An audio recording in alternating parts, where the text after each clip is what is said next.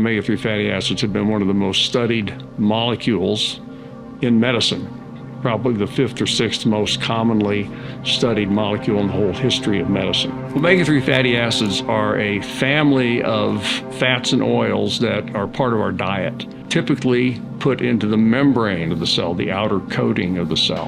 When they become part of a cell membrane, they help that cell membrane operate most efficiently, and that has a lot of implications for other systems, that inflammation, blood pressure, cholesterol levels, things like that, are all downstream. One of the most remarkable things we've discovered in our research is that the omega-3 level is a stronger predictor of risk for bad heart outcomes, shorter life, earlier death, than even a risk factor like cholesterol.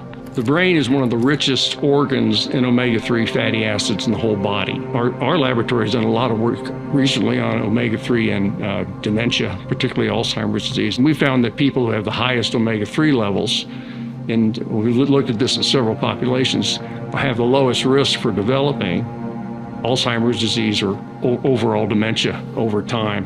And one of the most common questions we get is, what's the best way to test your omega-3 level in your body? We developed a test we call the omega-3 index, and the omega-3 index is simply the amount of EPA and DHA in red blood cell membranes, which are circulating, of course, in the blood. And we analyze the red blood cells because they reflect the composition of other cells in the body. We've set some targets based on our research.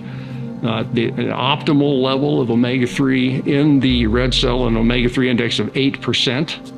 Or higher is a great place to hit. It's uncommon. Maybe only 3 to 5% of Americans at this point have an omega-3 index at 8% or higher, which is a shame. There's a lot of room for improvement. On the other end, what's a really bad omega-3 index would be like under 4%, and then somewhere in the middle, 5 to 6%, which is where the average American is, somewhere in the 5% level, is pretty common.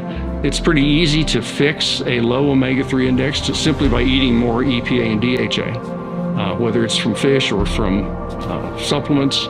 Something in the neighborhood of 1,500 milligrams or 1,000 to 1,500 milligrams of EPA and DHA per day will take most people from a 5% up to about an 8%. But you really don't know if you're getting the right or the optimal amount unless you test it some way.